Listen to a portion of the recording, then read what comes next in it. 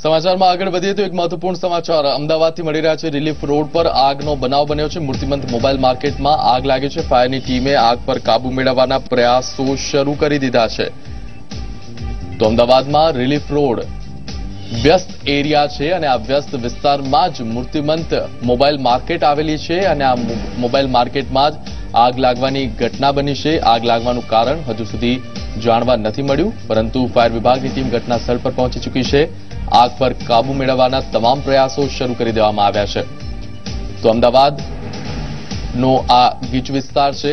આ વિસ્તાર પર ચહેલ પહેલ પણ એટલી જ હોય છે અને રિલીફ રોડ પર માણસોની અવરજવર પણ એટલી જ હોય છે, વાહનોની અવરજવર પણ એટલી જ હોય છે। ત્યારે આ વિશે વધુ માહિતી મેળવીએ। અમારા સંવાદદાતા ફોન લાઈન પર જોડાઈ ચૂક્યા છે મૌલિક ધામેચા। મૌલિક, વ્યસ્ત એવા રિલીફ રોડ વિસ્તારમાં આગ લાગી છે, શું છે હાલના અપડેટ્સ? મિહિર, કહી શકાય કે રિલીફ રોડ સતત ટ્રાફિકથી ધમધમતો એવો વિસ્તાર છે અને ત્યાં આગળ આવેલ મૂર્તિમંત જે કોમ્પ્લેક્સ છે તેના એક મોબાઈલની શોપમાં અચાનક આજે આગ લાગી હતી અને આગ લાગતા જ સમગ્ર જે કોમ્પ્લેક્સ છે ત્યાં આગળ લોકોમાં એક ફફડાટનો માહોલ વ્યાપી ગયો હતો અને કોમ્પ્લેક્સમાં અફરાતફરી ફેલાઈ ગઈ હતી। જોકે આ ઘટના અંગે ફાયર બ્રિગેડને જાણ થતા ફાયર બ્રિગેડ તાત્કાલિક પહોંચી અત્યારે હાલ આગને કાબુમાં મેળવવાના પ્રયાસો શરૂ કર્યા છે। થોડીક જ ક્ષણોમાં આગ પર કાબુ મેળવાઈ જશે તેવું ફાયર વિભાગના અધિકારીઓનું માનવું છે, પરંતુ ચોક્કસ કહી શકાય કે મૂર્તિમંત માર્કેટ જે મોબાઈલનું માર્કેટ છે છેલ્લા ઘણા સમયથી બિન જે ફાયરના સેફટીના સાધનો હોય તેના વગર જ ક્યાંક ને ક્યાંક ચાલે છે। તેને લઈ પણ લોકોમાં એક પ્રશ્ન ઉઠ્યો છે, પરંતુ અત્યારે હાલ તો ફાયર બ્રિગેડના ટીમો આની ઉપર કામગીરી કરવાની શરૂઆત કરી અને જે આગ પર કાબુ મેળવવાની શરૂઆત કરી છે। મૌલિકા, આગ લાગવા પાછળનું કોઈ કારણ બહાર આવ્યું છે? અત્યારે ફાયર વિભાગના અધિકારીઓનું શું કહેવું છે?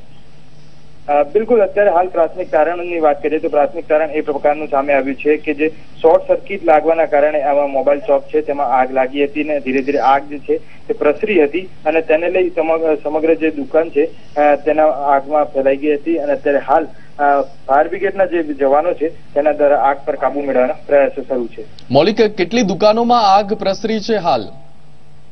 અત્યારે પ્રાથમિક દ્રષ્ટિએ જે ફાયર વિભાગના અધિકારીઓની વાત માનીએ તો 1 થી 2 દુકાનોમાં આ આગ પ્રસરી છે, પરંતુ ફાયર બ્રિગેડની ટીમ તાત્કાલિક ઘટના સ્થળે પહોંચી ગઈ છે અને આ આગ છે તેની પર કાબુ મેળવવાના પ્રયાસો તો શરૂ કર્યા છે, પરંતુ ધીરે ધીરે જો પ્લાસ્ટિક અને આ તમામ જે વસ્તુઓ છે મોબાઈલ એસેસરીઝની વસ્તુઓ તે પ્લાસ્ટિકના હોવાના કારણે આગ પ્રસરી રહી છે, પરંતુ તેને ફોર્મના દ્વારા આ આગ છે તે કાબુમાં લેવા માટેના પ્રયાસો પણ કરવામાં આવી રહ્યા છે। મૌલિકા, પર્ટિક્યુલરલી જો મૂર્તિમંત કોમ્પ્લેક્સની વાત કરવામાં આવે તો આ કોમ્પ્લેક્સ પહેલા પણ વિવાદોમાં આવી ચૂક્યું છે, પાર્કિંગને લઈને, ફાયર સેફટીને લઈને।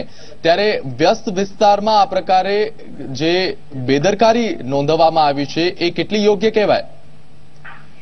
બિલકુલ, અત્યારે હાલ જે પ્રાથમિકતા કહી શકાય ફાયર વિભાગના અધિકારીઓની આગને કાબુમાં લેવાની છે, પરંતુ ત્યારબાદ એક નોટિસ આપવાની પ્રક્રિયા પણ કોર્પોરેશન તરફથી કરવામાં આવશે, કેમ કે ફાયર સેફટીના લઈને જે સાધનો છે તે પણ કોમ્પ્લેક્સમાં અત્યારે હાલ નથી જોવા મળી રહ્યા। બીજી તરફ સતત રોડ જે ધમધમતો વિસ્તાર છે ત્યાં આગળ આ કોમ્પ્લેક્સ આવેલું છે, તેમાં કોઈ પણ પ્રકારની પાર્કિંગની વ્યવસ્થા છે તે પણ ત્યાં ક્યાંક ને ક્યાંક જવાબદાર માની શકાય અને તેને લઈને જ આજે જે અફરાતફરીનો માહોલ છે તે લોકોમાં પણ જોવા મળ્યો હતો અને આગામી સમયમાં ફાયર બ્રિગેડ દ્વારા અને કોર્પોરેશન દ્વારા આ પ્રકારની કામગીરી હાથ ધરવામાં આવશે। મૌલિક, આભાર આપનો આ સમગ્ર માહિતી બદલ।